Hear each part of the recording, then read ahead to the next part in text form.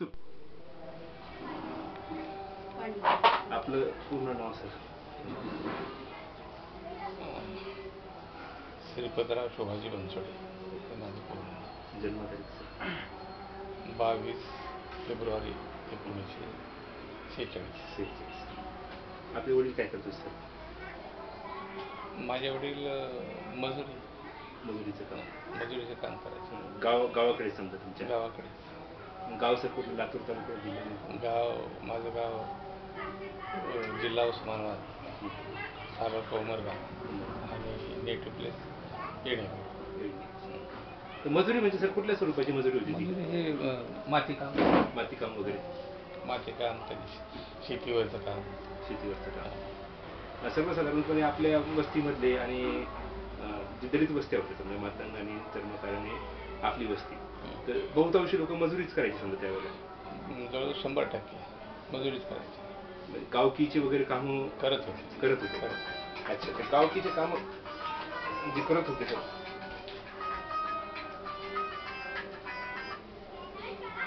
हां हॅलो, जा तुम्ही तिथे. हां हॅलो, हां बंटी, तू येऊ लागला संध्याकाळी ये मग 5 वाजता. नाही, आता मी एका महत्वाच्या कामात आहे. हो ठीक आहे.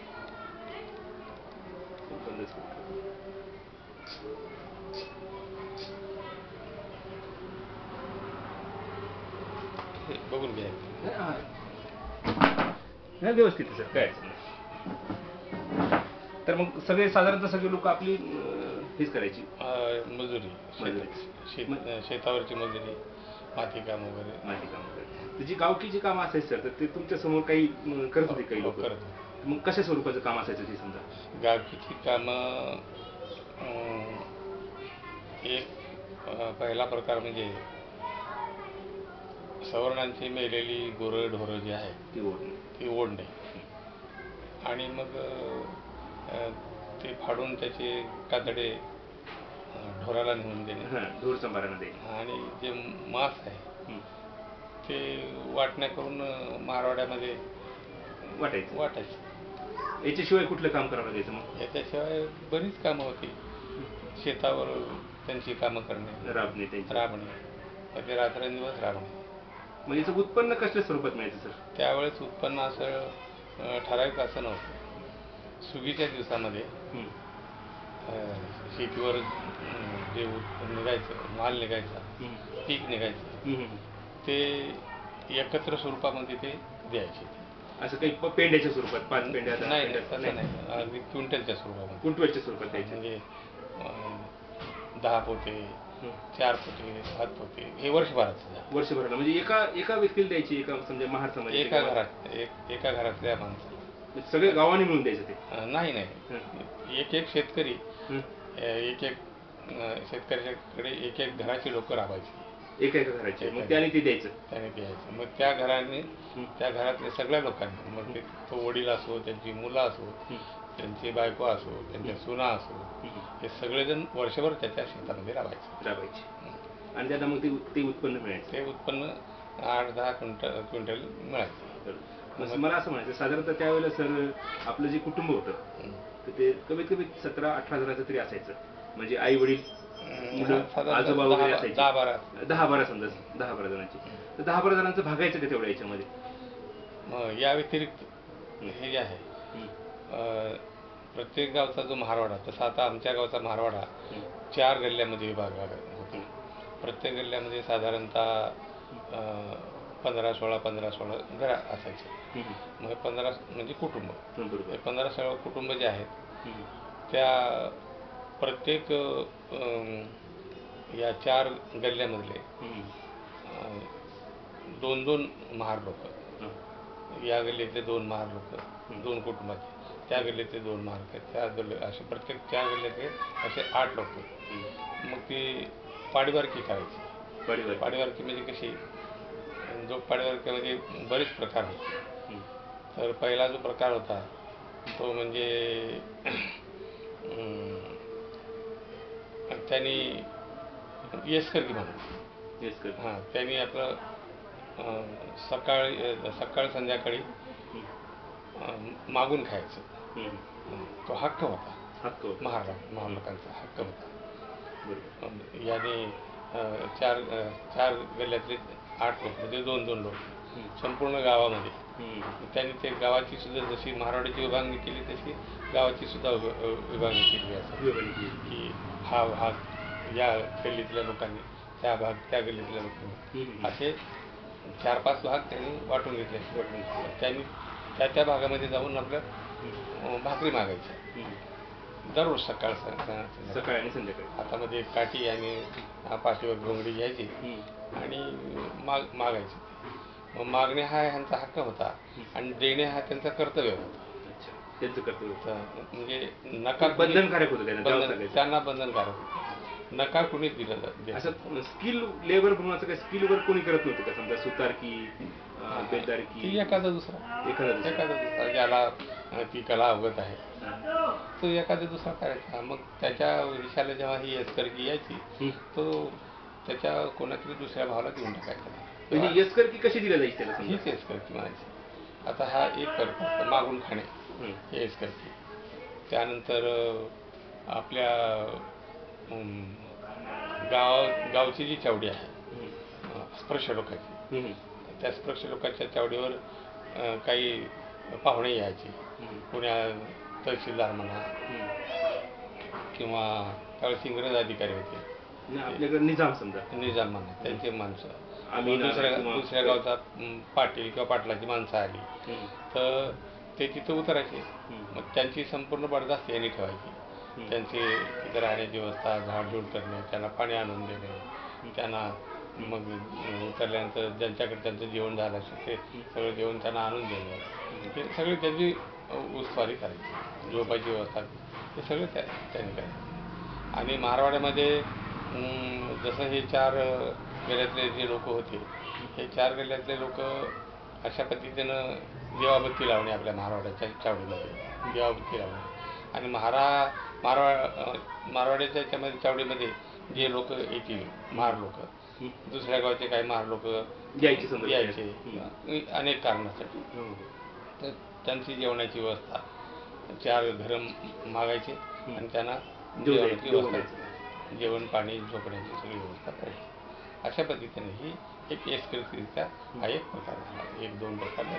तुम्ही शाळेत अशाच वातावरणात जायला लागले? अशा वातावरणात. शाळा कशी होती, स्वरूप काय होती शाळेचं? तर शाळेच्या स्वरूपात म्हटलं तर पहिली ते 3री पर्यंतची शाळा महारवाड्यामध्येच होती तुमची. दुसरीपर्यंतची शाळा कोण शिकवत होते? आपलाच एक शिक्षक होता, शिवाप्पा कांबळे नावाचा एक शिक्षक होता. तो आपला शिक्षक होता. ते शाळेला काय म्हणायचं, त्याचं नाव वगैरे काय त्याचं? त्यावेळेस मदरसा असं काहीतरी म्हणून, मदरसाहेब असं काहीतरी होतं निजामाच्या काळात. मदरसाहेब थोडं मला आता त्याचं नाव आठवतं. मदरसा असं काहीतरी होतं. तर मारवाड्यामध्ये 2रीपर्यंत आमची शाळा होती. जवळपास प्रत्येक मारवाड्यामध्ये 1ली 2रीपर्यंत शाळा असायची. ते तुमच्यासोबत काही मित्र पण असतील ना शाळेत? हो, होते ना. मातंगाचे चर्मकाराचे होते? हा, होते. चर्मकाराचे नव्हते पण मातंगाचे आणि आपल्या महार समाजाचे होते. काही नाव सांगता येईल? हो, सांगता येते. माझ्यासोबत सिद्धराम गायकवाड नावाचा एक होता. त्यानंतर भानुदास बनसोडे एक होता. त्यानंतर साधारणतः हे 1-2 आणि मग मांगाची काही मंडळी होती. बोला सर. मांगाची काही मंडळी होती. तर अशी काही मुलं होती माझी. नंतर कुठल्या शाळेत गेले तुम्ही? नंतर 2रीपर्यंत आमच्या महाराष्ट्रामध्ये शाळा शिकलो. 3री हा वर्ग गावातल्या शाळेमध्ये. गावात 3री आणि साल कुठलं होतं सर ते? साधारणतः साल बघा 56ला मी 6वीला होतो. बाबासाहेबांचं महानिर्वाण झालं त्यावेळी. त्याच्या पाठीमागे बघा 56 5वीला असताना म्हणजे 55ला 5वी म्हणजे 50ला असेल. 54ला 6वी म्हणजे 6 वर्ष आधी म्हणजे 50ला असेल. 50-51ला 50-51 पर्यंत गावकी चालू होती समजा. तर 50-51च्याही पुढे चालू होती. कारण तो भाग जो आमचा भाग बेटा ह्याला तिकडे घे एक मिनिट. बरं. निजामाच्या राजवटीतला ते त्याला घे ना इकडे हे करा निजामाच्या बाउंड्रीवरचा जो आमचा भाग आहे त्यामुळं ही गावकी आणि येसरकी ज्याला म्हणतात ही पुढे बरेच दिवस चालू होती. 60 पर्यंत जवळपास होतीच ते 60 पर्यंत जवळपास. कारण मी 60 नंतर मग आपल्या समाजाने सोडायला हळूहळू सुरुवात केली. बरोबर. तर मग गावाच्या शाळेतलं कसं होतं म्हणजे समजा? गावातल्या शाळेचं वातावरण, मी तिसरीला गावातल्या शाळेमध्ये गेलो. तिसरीला कुलकर्णी नावाचा एक ब्राह्मण शिक्षक होता. तो शिक्षक बी तोच, हेडमास्टरही तोच आणि पोस्ट मास्टरही तोच. अच्छा, तिन्ही पोस्ट त्याच्याकडे. हां, असा तो कुलकर्णी नावाचा शिक्षक होता. मग पोस्ट ऑफिस असल्यामुळं आतमधली एक खोली पोस्टासाठी होती आणि बाहेरचा वरांडा म्हणजे छत होतं त्याला. तर त्याच्यामध्ये तिसरी चौथी हे 2 वर्ग तिथे बसायचे. तर ते काम संपलं की ते आम्हाला 2 वर्गाला तो शिकवायचा, एकच शिक्षक. म्हणजे सोबत बसत होते सगळे? नाही.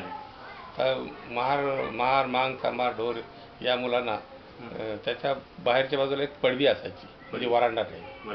त्या शाळा चावडीमध्ये भरायची का मंदिरात होती? नाही, त्या पोस्ट ऑफिसमध्ये.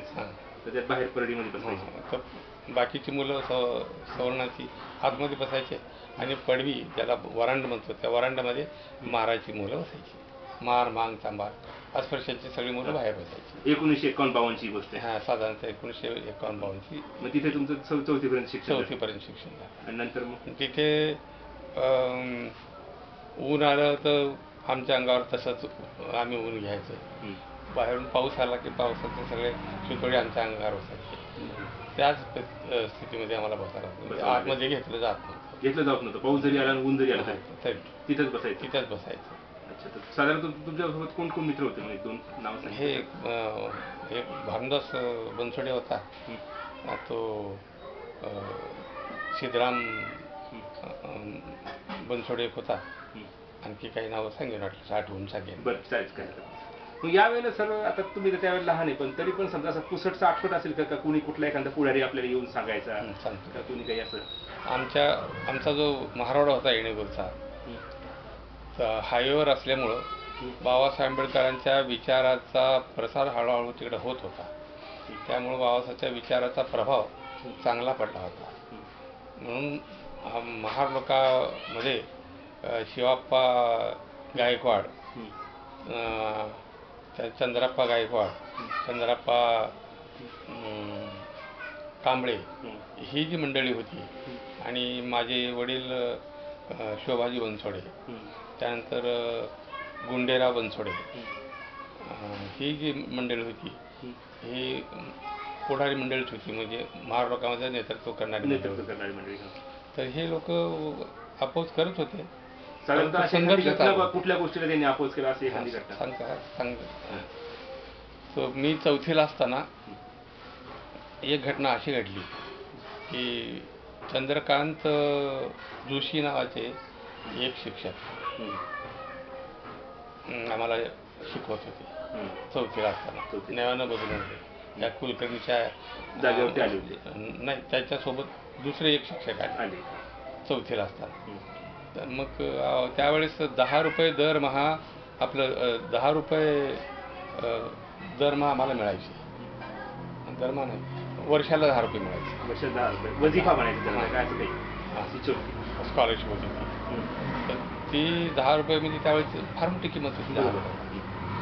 कारण त्यावेळेसचा 1 रुपया बाजारात घेऊन गेला की 1 रुपयामध्ये 1-2 थैले पोते ज्वारी म्हणा, गहू म्हणा, त्यानंतर तुम्हाला लागणारं सगळं साहित्य जेवढं पाहिजे तेवढं घेऊन यायचं.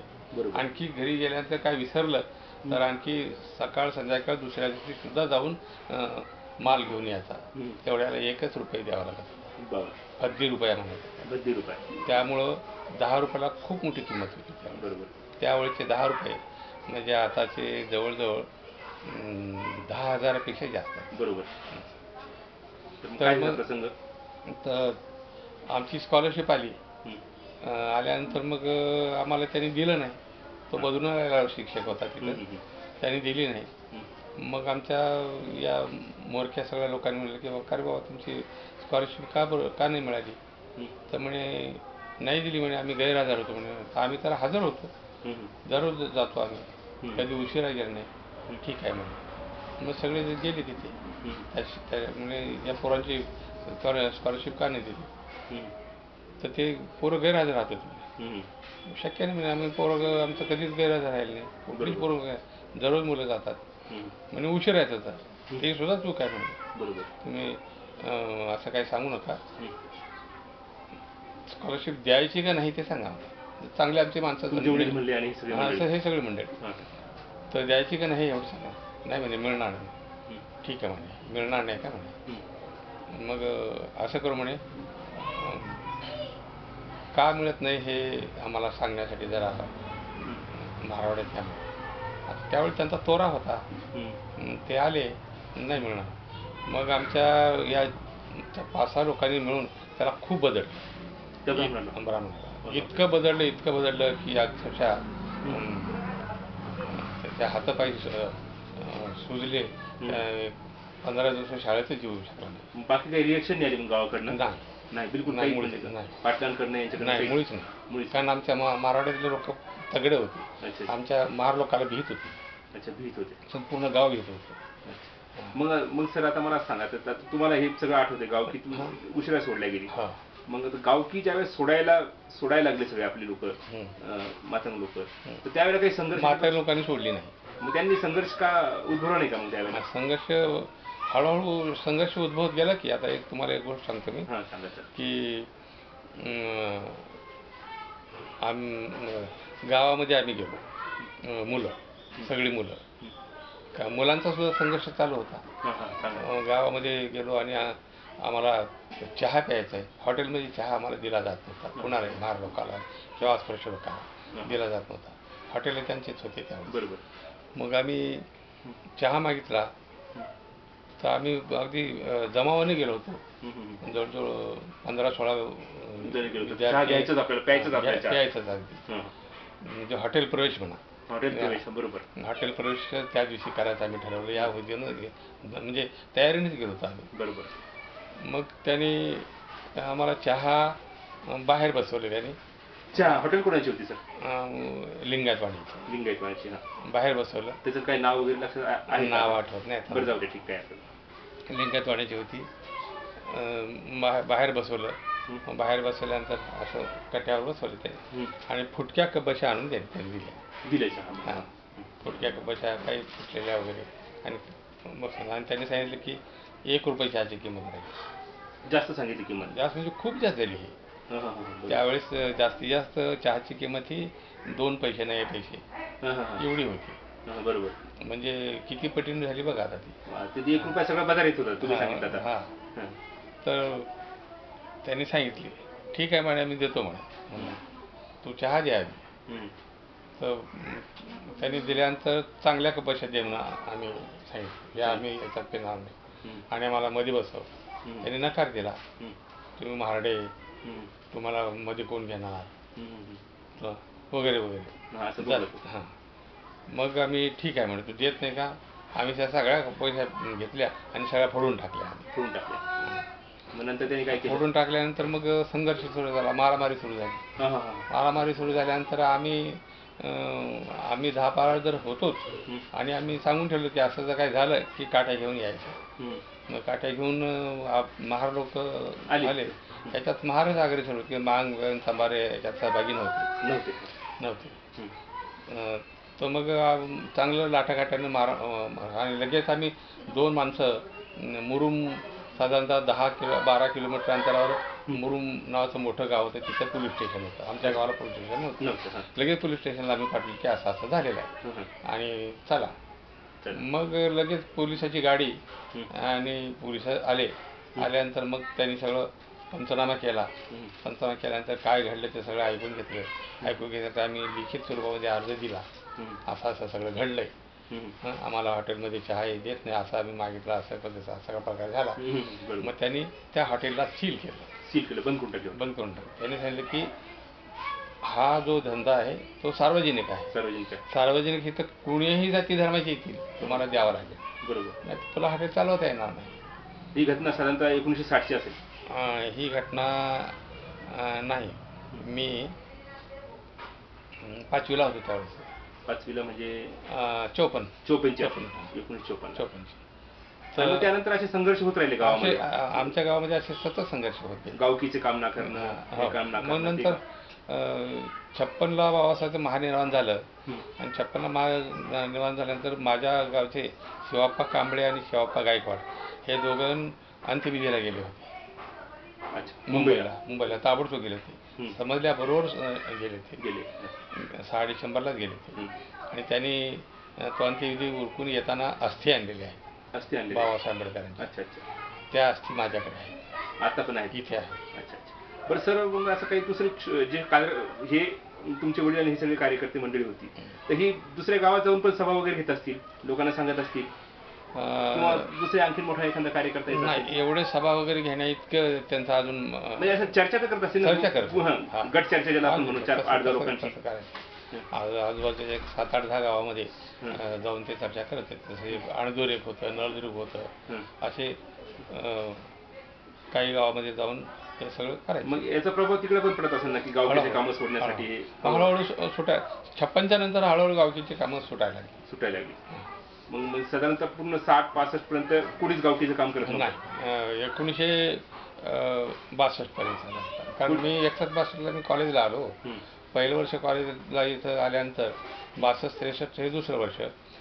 दुसऱ्या वर्षी तर आम्ही मुलांनी, माझ्या आधी 1-2 मुली झाले होते, आम्ही मुलांनीच पुढाकार घेतला आणि गावकीचे कामं कोण करायचे नाही हा प्रचारच सुरू केला. बरोबर. आधी तर थोडीशी पार्श्वभूमी तयार झालेलीच होती आणि त्यामध्ये आम्ही याच्यामध्ये मिलिंद कॉलेजच्या संस्काराचा काही वाटा आहे का? त्याचा फार मोठा वाटा. सर ते सांगा. मग आम्ही इथं कॉलेजला आल्यानंतर सुरुवातीला आम्हाला प्रिन्सिपॉल शहारे होते.